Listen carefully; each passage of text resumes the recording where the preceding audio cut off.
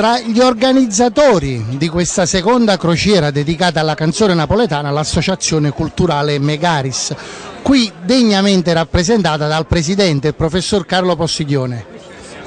Io sono indegnamente il presidente dalla nascita dell'associazione e siamo arrivati quest'anno alla 18ª edizione che scaramanticamente volevamo smettere con la 17ª, ma hanno insistito e quindi con un atto di coraggio, senza mezzi diciamo così da sostegno da parte esterna, partiamo.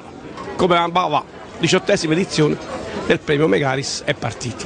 Dal premio Megaris solchiamo anche i mari però con questa nuova iniziativa dedicata alla canzone napoletana. Sì, perché mi hanno coinvolto per la seconda volta, hanno avuto fiducia in me per allestire la parte culturale con De Gioia e con il cast di artisti che sono di grossa portata e soprattutto di grande entità per questa città che ha bisogno di espandere la propria cultura verso l'esterno.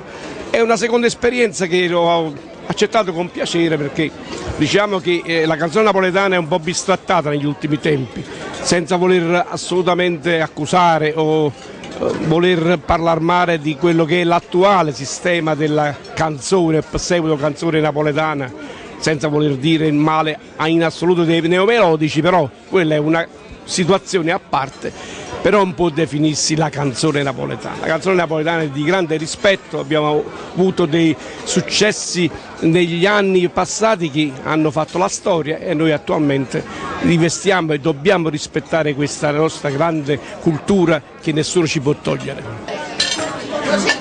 Con noi una delle artefici del cabaret a Napoli, della nascita del cabaret a Napoli, Lucia Cassini. Lucia, la canzone napoletana oggi, tu come la vedi?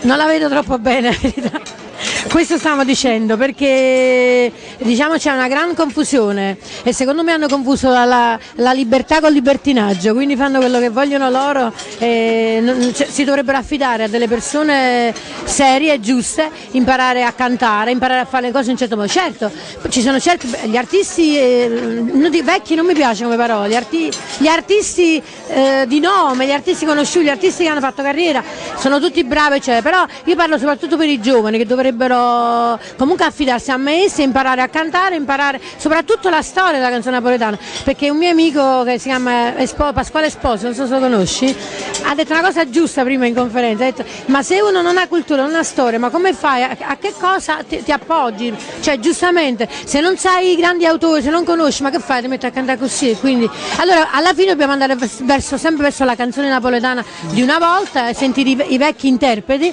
o quelli attuali, quindi cioè non c'è futuro, questo volevo dire io. Con noi Marisa Fierro, un personaggio che insieme al marito, l'indimenticabile Aurelio Fierro, la storia della canzone napoletana l'ha scritta. Marisa, la tua visione della canzone napoletana oggi qual è? Ma canzone napoletana oggi dobbiamo sempre parlare di canzone classica, perché di canzone moderna, oltre il nostro Pinotto e qualche altro, non ci sono canzoni napoletane, anche c'è pochissimo. Canzone napoletana classica, bellissima, meravigliosa, che cantano ancora pochi artisti perché molti se ne sono andati. Il problema è un altro, che non c'è una scuola. Non c'è una scuola della canzone napoletana. Prima io invocavo il museo, ma prima ancora del museo, secondo me ci vuole la scuola della canzone napoletana. Ossia i ragazzi che si avviene a cantare dovrebbero conoscere che cos'è la canzone napoletana, come è nata, su quale basi poggia e tante altre cose che potrebbero soltanto insegnare ancora quelli che ancora vivono come me, che hanno già una certa età. E poi chiaramente addestrare i giovani perché possano andare avanti e capire sempre di più. Insomma, senza memoria storica, senza conoscere il passato, su quale basi possono costruire questi una carriera? Non c'è niente. Pasquale Esposito giustamente prima in conferenza stampa ha detto delle cose giustissime, apprezzatissime da tutti, perché c'è un vuoto talmente grande che non è, come diceva, non è per fare lo snobismo nei confronti di quelli che cantano adesso, tipo i neomelodici, questo fenomeno stranissimo,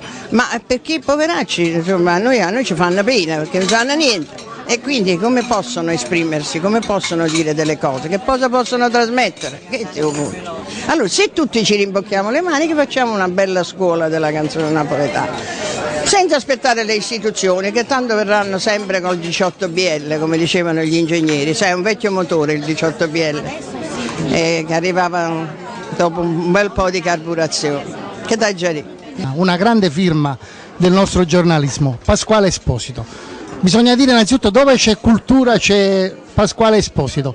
Un tuo pensiero su questa organizzazione e su questa canzone napoletana che per vivere ancora deve ricorrere alle imprese private? L'iniziativa di portare la canzone napoletana in giro per il Mediterraneo mi sembra apprezzabile, lodevole, è uno degli strumenti che può far tornare sempre ancora di più di attualità un patrimonio che è culturale, storico della nostra città, della cultura napoletana, che esiste, è forte, ha diversi rami, tra i quali quello della canzone napoletana, che è sostanziato dal contenuto, le parole di grandi poeti e dalla musica di bravissimi compositori. Accoppiato a questo ci sono dei bravissimi interpreti, e allora ecco spiegato il successo della canzone napoletana nel mondo. Ancora adesso, a distanza di tanti anni, noi viviamo di rendita e per i monumenti e per la storia e per la cultura e le arti, tra cui la canzone napoletana. Una canzone napoletana che secondo te, solcando gli oceani, i mari, cosa potrà dare a questi passeggeri di questa crociera? Allora, io penso che la canzone napoletana d'autore è uno strumento di comunicazione sociale, culturale, anche turistica. Attraverso la canzone uno ha l'idea di quello che è stata questa città negli anni tra l'Ottocento e il Novecento, per tutto il Novecento e anche adesso, perché abbiamo autori modernissimi che si rifanno al solco della tradizione di qualità, perché il problema della canzone napoletana, secondo me, deve poggiare su due basi: il prodotto di qualità e la qualità degli interpreti. Un prodotto di qualità attraverso una cattiva rappresentazione perde la sua cifra di qualità. Quando il cantante è bravo e canta con sensibilità le parole degli autori, la musica dei compositori, abbiamo quel mix che fa il successo di un messaggio. Con noi un altro protagonista indiscusso della canzone napoletana, il maestro Gianni Aterrano. Maestro, la canzone napoletana che varca gli oceani, che fa parlare ancora di sé, ma qual è il punto di vista di un professionista come te che ha vissuto la grande epopea della canzone, quella vera? Allora, devi sapere che la canzone napoletana classica è un'opera d'arte e come tutte le opere d'arte non hanno tempo, non hanno fine o sono valide 200 anni fa, sono valide fra 200 anni fa, quindi è normale amministrazione che faccia il giro del mondo come l'ha sempre fatto. È chiaro che questa iniziativa sulle navi è un fatto abbastanza simpatico e beneaugurante per, diciamo, il prosieguo. Se tu hai seguito la conferenza stampa precedentemente, c'è stato l'intervento che mi è piaciuto di più, per la verità, perché è stato anche simpatico, quello di Pasquale Esposito, nel quale Pasquale Esposito ha fatto nel suo intervento un'analisi abbastanza valida tra quelle che è la canzone vera e di questi ragazzi che si avvicinano alla musica napoletana senza conoscere niente, senza sapere il retroterra, senza sapere chi ha cantato prima di loro, chi ha eseguito, insomma. Quindi è un fatto questo molto negativo, come giustamente Pasquale Esposito sottolineava. Questo